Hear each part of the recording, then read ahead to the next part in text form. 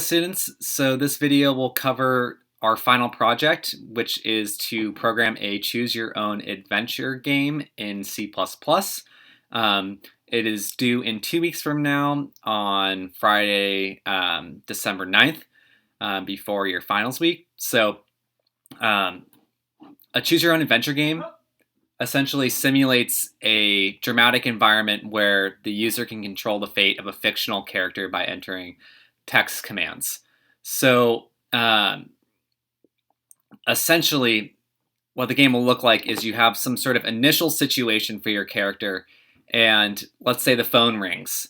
They can either make two options: to pick up the phone call or to avoid the phone call. And whatever choice they make affects the outcome of this sort of adventure that they could go on. So this is kind of what all the possible outcomes of your character's adventure could look like.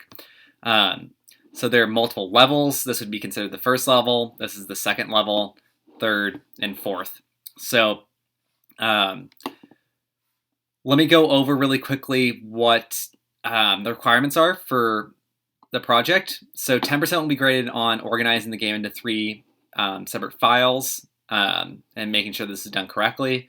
10% will be if you can store your character's information correctly in a string array. 20% will be if you include one programmed function of your own inside of adventure.cpp. 30% will be if you can represent 4 levels correctly with the opportunity to make a decision at each level in the game. And then 30% will be graded on creativity, effort, and if your program can run without errors. So I provided some starting code. By the end of this video, we will be able to have our game into 3 separate files, and we'll be able to store our character's information in a string array, and we'll get close to having these 4 levels done. So this will be basically getting us halfway through our final project. So let's start. So you should have 3 files already for the Choose Your Own Adventure game. I provided these skeleton files today in class. So there's the adventure test file, adventure.h file, and then adventure.cpp file. So adventure tests will run the game for us. This is where the main function is defined. So this is where most of the game logic will go. I made one change to the files this afternoon. So I added 4 functions to adventure.cpp, which I declare here in adventure.h. So you can pause the video right now and copy these into your header file, and then eventually we have them defined. We'll define them in the adventure.cpp file. So what I'm doing here is basically I am going to have all the students represent the levels as different functions. So these will not count as your one additional function that you need to program into the game yourself, but I think this will make it a little bit clearer in terms of organizing the levels.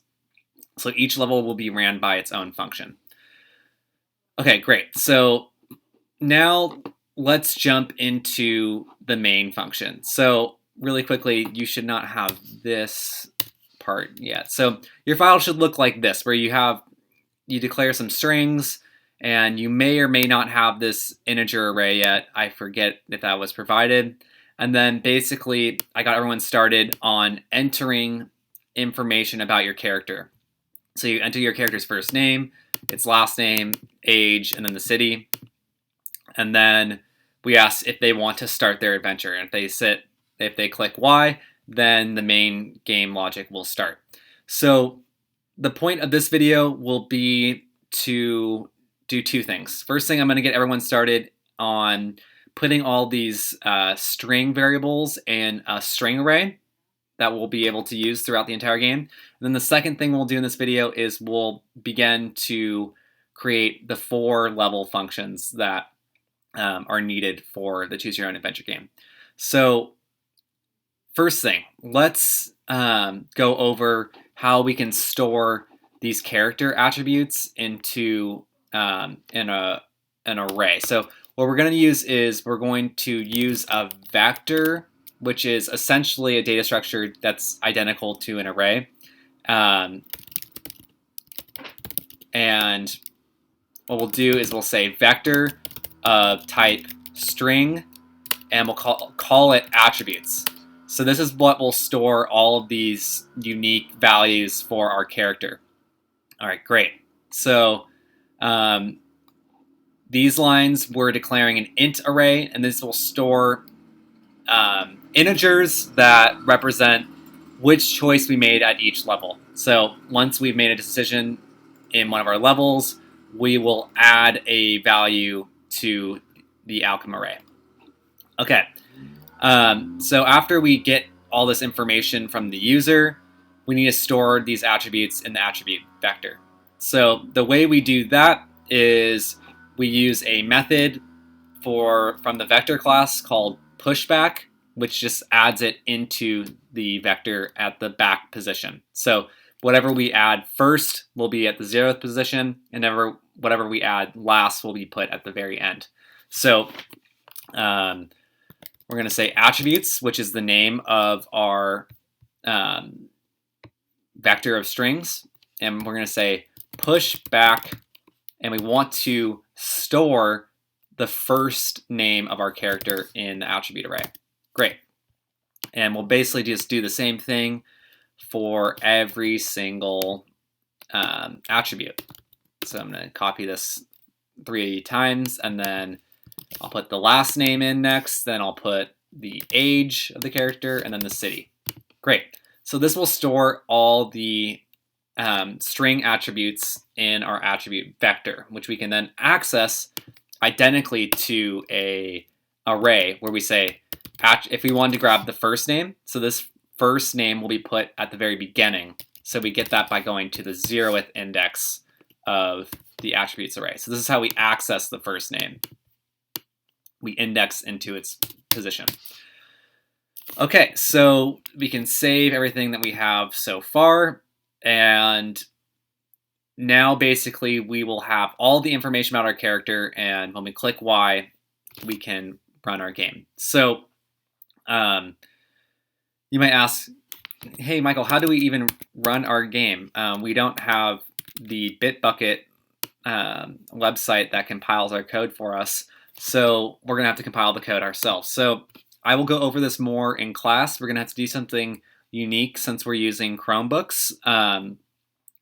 But basically we're going to use a computer terminal, and what we're going to do is we're going to manually compile it by telling the computer a certain command when we're in the right directory on our computer where the files are stored. So you can see I have my adventure files stored here in this folder called adventure. So here's all the files, and once I'm in this right directory, what I'm going to do is I give a command to compile adventure test.cpp. Great, and so there were no errors. And then what I can do now is there will be an output file right here, and I want to see what the contents of that output file are. All right, great. So now we're running the console. So it's saying, please enter your character's first name. So I will name my character Chelsea, and last name is, let's see, Chelsea Alien. Okay. And then we are prompted now to enter Chelsea's age because we were using this first name variable in this in the cout statement. So like right here, and Chelsea will be 65, and enter the city where Chelsea lives. So Oakland, and then it says, Chelsea, are you ready to begin your adventure? Yes, and we'll click yes. But we haven't really programmed the adventure yet, so let's get started on that. So the next portion of this video will go over how to get started on making some levels. So this is where we will, inside this while loop, is where we will call our level functions. And we can see that all of these functions for the levels, they're called level 1, level 2, level 3, level 4. They take in 2 arguments. So they take an integer array of outcomes. So that int array will be the one that we declared at the beginning of the main function. And then they also take in a vector of strings that represent the attributes. So when we call these functions, it should be no surprise, we're going to pass in this outcome array of integers and then our string vector array of all of our characters' information. So that when we define the functions in adventure.cpp, we can refer to our character, their name, where they're from, their age, etc. So where would be a good place to start in our main game logic? Well, a good place to start perhaps would be level 1. So we call a level 1 function. It takes in the int array where we'll store the level outcome. So we'll say outcomes, and then the other thing we pass in is the attribute string vector. Okay, so we call this function, and next thing we need to do is we need to go into adventure.cpp and we define, okay, what happens at level 1? Okay, well, that's up to you. I would run wild with your imagination, make it fun, try to use as many attributes as possible. So for example, let's say we wanted to refer to our character's name in the first output statement. We first need to unpack all of the attribute variables. So we'll do the same thing again where we say string first, last, age, city. And then what we need to do is we need to assign these. First, that was stored in the attribute vector at position 0. And then we'll do the same for all the other attributes, like last in the next index. And then we just continue to unpack these by making the assignment to the correct index of where we stored it. So this will be age, city. Great. So now we have all of these unique pieces of information to the character that we built in level 1. So what level 1 will look like is you need to make a variety of basically, you need to make an important decision that will determine where your character, where their journey goes, what direction, what kinds of options are available to them. So I would recommend at level 1 to keep it kind of simple, since you can see that the number of decisions you make at each level determines how many final consequences there are. And that's just a lot of writing on your part in terms of just creating a story and having unique outcomes. So you can see just with 4 levels and 2 decisions at each level, you'll have a total of, well, actually, if you have 4 levels, you'd have 16 unique outcomes. So that's kind of just a lot of writing, but I mean, that's just the fun part, hopefully. So 2 decisions at each level probably makes some sense, but you can also add more if you want to. So a good example would be for level 1 is something like, it's a, rainy day in the city of, and then where does this character live? They live in whatever we said their city was. And we can say the character name. So first, let's add a comma, and then their last name. And so this will basically start out by saying, it's a rainy day in the city of Oakland, and Chelsea, I guess we don't need a comma between the first and last names. Chelsea Alien, and now we say just woke up from a long, woke up from a nightmare. Sorry to make this dark, but okay. And then maybe we'll say something like, when does the choice come in? Well, we say, okay, the telephone rings. It's from an unknown number. And now we give the user their choice. We can say, does the character, so does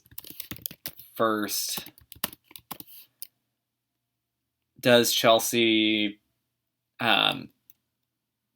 we could say, what does Chelsea do? And then this is where you provide them with their two options, press 1, which corresponds to Chelsea answers the phone, and then see out the other one. The other option would be that maybe ignores the phone call and drives to work. So this story, my story right now, is really boring because I am just doing this for kind of the proof of concept. Go wild with this. We're going to play each other's games and stuff, and make them creative. Just also, use your best judgment. There should be nothing that is, not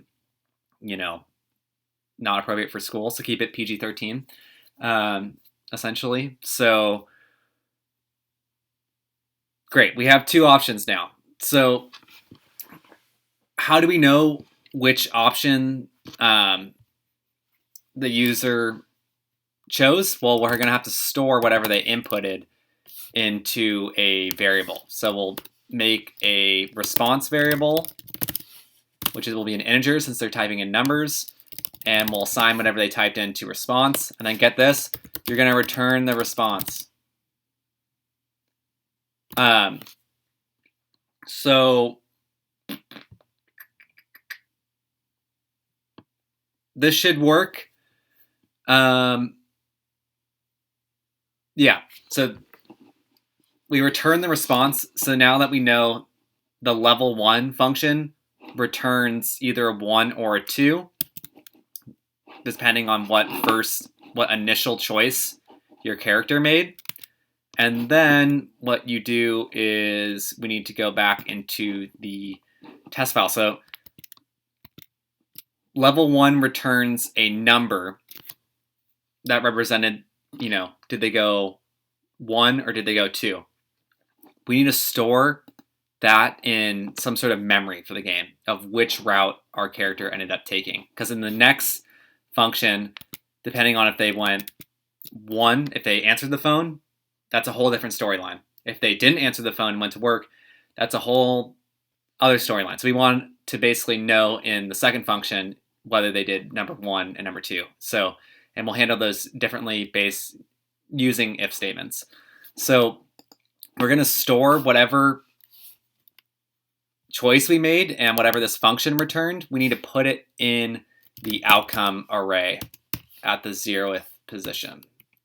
So we assign whatever we returned in the level 1 function, and after we call it in our test file, we store it in outcome of 0. Sorry, this is called outcomes, plural. So now what we do is we can call the level 2 function, and we're going to pass in outcomes and attributes as well. Great. So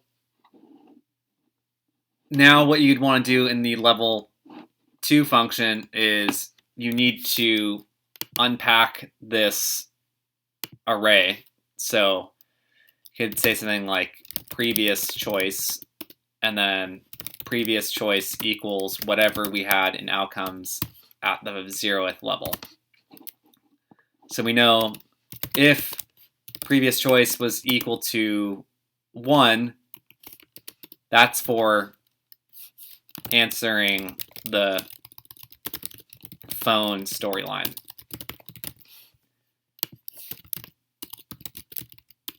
Whereas if the previous choice was equal to 2, that's going to work. Okay, so you should be able to kind of see how this structure will will kind of unravel. And what I'd recommend doing is just make it fun, make it creative. Try to get the user to, instead of just like pressing numbers for what they're choosing to do, maybe like grill the user, as in like have them have to do stuff like like answer trivia, or like you can have them play mini games, for example. One example of how you might want to do that is by taking your blackjack code and putting it in the game as its own function. So it'd be something like void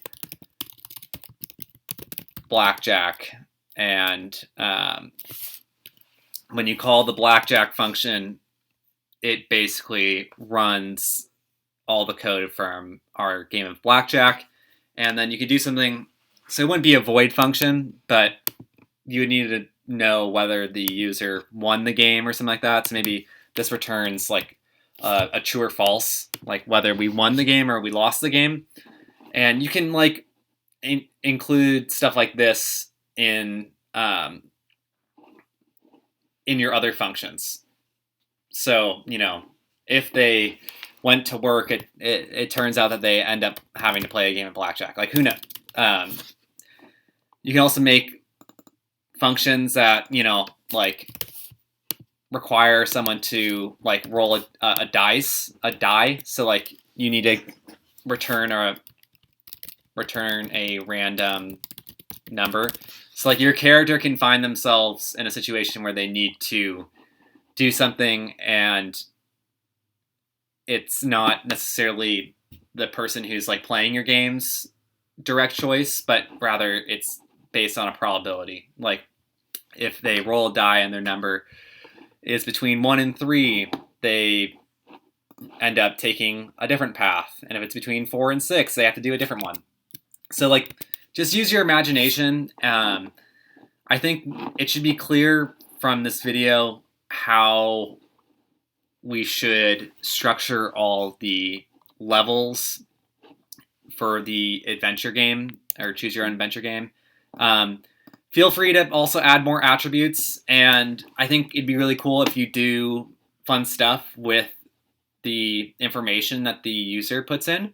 So like, I don't know, if you have like a really old character, maybe sending out a different message. Like, I don't know, if, for example, my character was over 65. So like in the first scenario, if the age is over a certain amount, we give a different message. Like, they wake up in like an old person facility or something like that. Again, use your imagination and try to make use out of all the things that the person playing the game is telling you, because it'll make it more interactive and it'll be more fun. So again, that will get you pretty much through the first half of the Choose Your Own Adventure project. And my goal here is really to give you an assignment where you feel really invested in the process of writing a program. So make your story fun, make it, have your voice, and it can be funny, it can be serious, whatever, as long as you feel personally invested in it and it is also school appropriate, because we're going to be playing it on the day of our final, and it needs to be, it can't obviously include stuff that you wouldn't be able to include in any other of your LPS assignments, like an essay or whatnot. So what is appropriate, and I will hold you to that. In fact, I will make a note on the handout that you will be docked down, and if there's anything that's inappropriate or obscene or not school appropriate. All right, so not to end on a bad note, it should be really fun. I'm super excited to see what you all come up with, and we'll have 2 weeks to go over any questions. So that's all from me.